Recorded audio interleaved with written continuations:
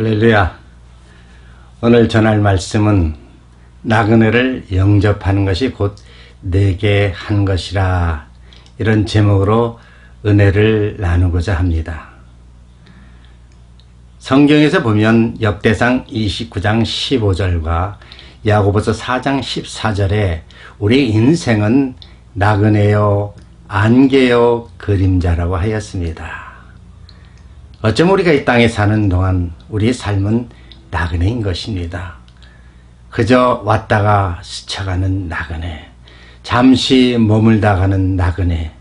그러나 이러한 나그네 생활은 참으로 많은 역경과 많은 어려움과 많은 행복들이 계속 이어지는 하나의 단편 소설 같지 않습니까? 그래서 우리는 이 나그네 생활을 통해서 정말 진정 우리가 발견할 것이 무엇인가 한번 생각해 볼 필요가 있습니다. 그래서 우리는 성경을 통해서 나그네가 과연 왜 그렇게 중요한 것인가, 나그네가 진정 하나님 원하시는 뜻이 무엇인가, 왜 나그네를 긍휼히 여기고 불쌍히 여겨야 하는가 하는 것을 오늘 말씀을 통해서 은혜를 나누고자 합니다. 우리는 믿음의 조상, 축복의 조상하면 누구를 말합니까? 아브라함입니다. 아브라함도 사실상 보면 대표적으로 그는 유목생활이요 나그네 생활입니다. 하나님께서 아브라함에게 너는 내가 지시할 땅 저 갈대아 지방으로 가라. 예? 그랬을 때 아브라함은 그 말씀에 순종해서 가족들과 더불어 갈대아 우르 지방을 떠납니다. 그래서 그곳은 하나님이 약속한 땅, 지시할 땅으로 가는 것입니다. 믿음으로 출발하는 것입니다. 그래서 그 가족, 아버지 데라와 그 자녀들과 더불어 많은 대가족이 출발하죠. 그런데 도중에 하란이라는 곳에 머뭅니다. 공교롭게도 거기에서 아버지 데라가 죽습니다.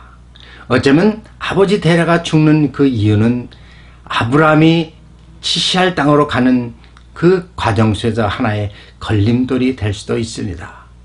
그러나 하나님 뜻과 섭리 가운데 이제 아브라함을 주인공으로 세우기 위해서 그런 과정이 연출되는 것입니다. 아브라함이 이제 하란을 떠나 드디어 약속의 땅 가나안 땅에 도달합니다. 그런데 문제는 거기에서 한 곳에 머물 수가 없는 것입니다. 왜? 환경이 이제 여러 가지 흉년이 들고 또 이걸 먹을 양식과 여러 가지 조건을 통해서 그가 남방으로 가다 보니까 애굽까지 갑니다. 애굽에 들어가니까 그 풍부한 여러 가지 조건들이 많지요. 그런데 하나님께서 그를 또 건져내셔서 가나안 땅에 이르게 합니다.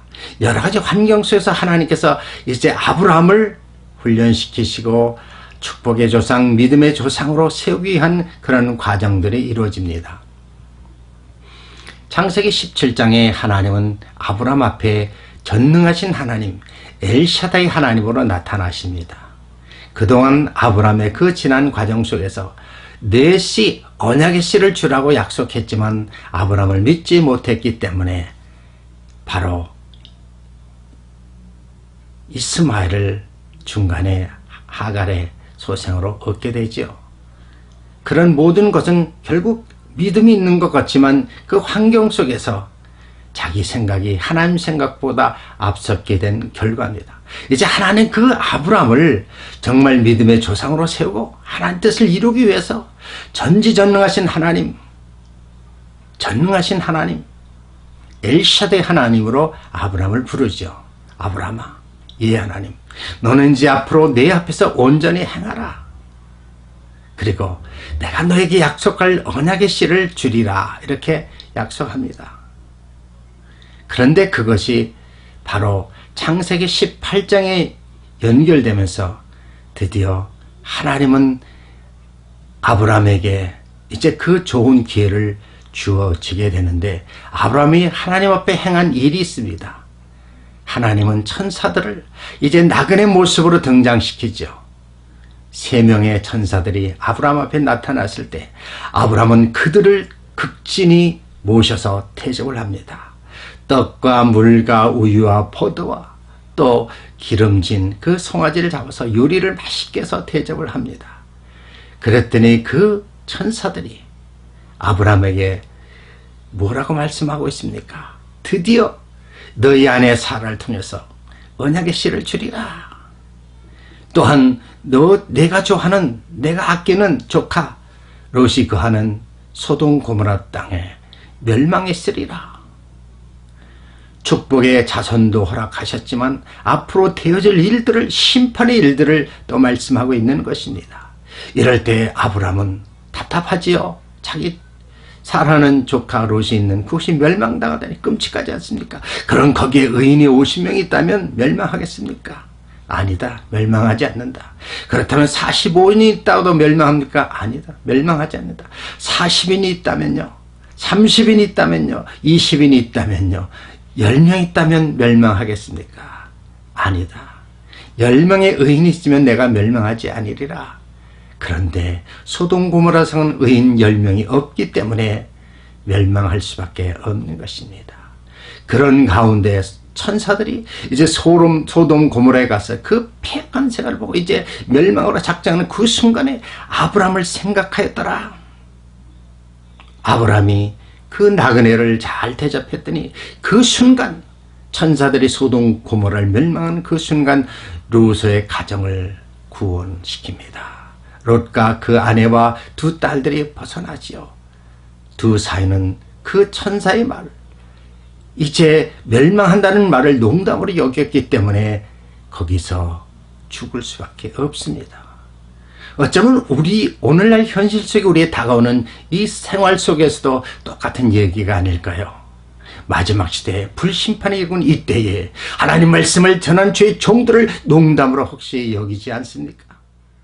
주의 종의 농담으로 여긴다면 여러분도 롯의 사이처럼 멸망할 수밖에 없습니다.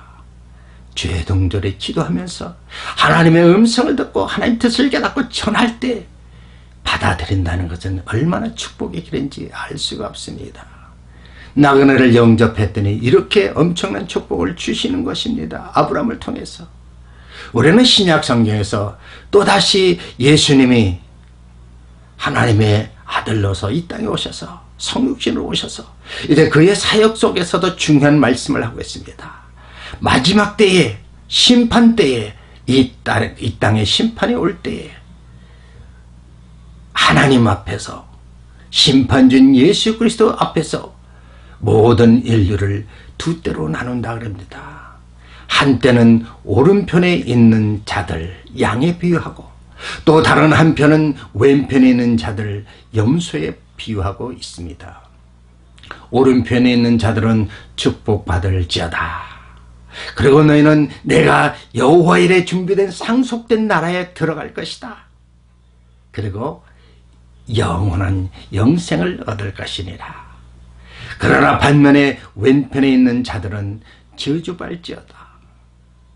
마귀와 그와 함께한 천사들과 더불어 영영한 불못에 떨어 죽을 것이다. 그리고 영원히 영벌에 처하리라. 이렇게 무서운 말씀을 하고 있습니다. 그렇다면 이런 심판, 오른편과 왼편 양과 염소의 그 심판의 기준은 어디에 두고 있습니까? 그때는 주님께서 말씀하시기를 오른편과 왼편을 나누는 그 심판의 기준은 형제 중, 너희 형제 중 작은 형제에게 한 그것이 내게 한 것이라. 무엇을 말씀하고 있습니까? 내 형제의 작은 소자 하나가 굶주릴 때, 또 목마를 때, 벗었을 때, 나그네 되었을 때, 병들었을 때, 감옥에 있을 때 네가 돌보는 것이 바로 내게 한 것이다. 그렇게 한 자들은 바로 오른편에 있는 양에 비유하고, 그렇게 행하지 못한 자들은 왼편에 있는 염소에 비유하고 심판을 하시겠다는 것입니다. 여러분, 바로 이 나그네, 그 중에서 특별히 나그네라는 것은 유대인의 사상 속에, 그 삶 속에 배겨 있습니다. 유대인들은 사실상 보면 그들 생활은 유목 생활이고 나그네 생활입니다. 어쩌면 우리의 인생의 삶과 거의 같이 흡사하지 않습니까? 고아, 과부, 나그네, 이것은 성경에서 가장 구약이고 신약이고 돌보아야 할 대상입니다. 고아는 부모와 단절된 상태입니다. 과부는 남편과 단절된 상태입니다. 나그네는 가족과 단절된 상태입니다. 결국 영적으로 보면 나그네라는 것은 하나님과 단절된 우리의 모습이 아니겠습니까? 그래서 우리는 우리 자신이 나그네일 수도 있고 또 우리 아닌 우리 주변 사람들이 나그네일 수도 있다는 것입니다. 여러분이 지금 나그네라고 생각하십니까? 여러분 주변에 나그네가 있습니까? 나그네를 잘 영접해야 됩니다. 주님의 사랑으로 그들을 영접하는 것은 여러분 놀라운 축복을 주신다는 것입니다. 제가 예전에 40년 전이죠. 미국에 잠시 공부하러 간 적이 있었습니다. 그곳은 텍사스 샌안토니오라는 곳인데 제가 숙소에 머물고 있었는데 어느 날인가요? 제 숙소 앞에 요만한 쪽지를 누가 적어놓고 갔습니다. 그 내용인지 I want to see you tomorrow night 7 o'clock. I'm Captain Schumacher. 그렇게 쪽지로 딱 붙였어요. 저는 생전 처음으로 낯선 곳에서 이런 쪽지를 보고 깜짝 놀랐습니다. 캡틴 슈메커. 군인인가 보다. 그래서 아닌 게 아니라 기대를 가지고 그 다음 날 저녁 기다렸죠. 7시 5분 전에 똑똑똑 두드리고 문을 열고 보니까 낯선 외국분이 나타나셨습니다. 그래서 자기는 캡틴 슈메커고 한국에 관심이 많고 또 더더구나 이렇게 낯선 곳에 온 외국 사람들을 보면 관심 많고 그들을 대접하기를 원한다는 거예요. 그래서 저에 대한 인포메이션을 알고 이렇게 찾아왔다는 겁니다. 얼마나 감격스러운지요. 그래서 그분이 저를 데리고 가서 자기 가족에서 정말 식사를 또 대접하고 또 숙소를 제공해서 거기서 자게 하고 주일날은 또 이제 교회에 들어서 예배를 드리게 하고 알고 보니 그분이 바로 군목이었습니다. 군대 목사님. 예. 근데 사복을 하고 있으니까 저는 몰랐지요. 예? 그러면서 저에게 관심을 갖게 하고 심지어 또 계속 이어지면서 어느 날인가요? 그 샌안토니오에 그 당시만 해도 한국 사람이 거의 없었습니다. 그러니까 한국 식당은 진짜 찾아보기도 어려울 정도에 어떻게 한국 식당 하나를 찾아서 저를 데리고 그 한국 식당 한 2시간 거리를 헤매면서 찾아갔습니다. 그래서 한국 식당에서 그 한국 음식을 먹는 순간 얼마나 제가 감격했는지요. 그 나그네인 저를 영접한 그분의 사랑을 지금도 잊을 수가 없습니다. 이렇게 나그네의 모습은 정말 누군가에서 대접받기를 원하는 것입니다. 그 후 제가 또 30년 전에 캐나다 이민 오게 됐죠. 이민 올 때는 불신자였습니다. 그런데 어느 날 예수님을 영접하고 이제 그리스도인이 되고 열심히 신앙생활을 그때에 저희 교회에서 마침 부흥성회가 있었습니다. 여러분 혹시 아실지 모르겠습니다. 지금은 한 80세 이상 되신 분이지만 그 인형극의 목사님 하면은 신관영 목사님, 유명하신 목사님이죠. 그분은 그 당시만 해도 해마다 이제 차를 빌려가지고 캐나다, 미국을 이렇게 다니면서 일일 부흥회, 인형극으로 부흥회를 하신 분이었습니다. 마침 저희 교회에서 그분이 오셔가지고 인형극을 하시는데요.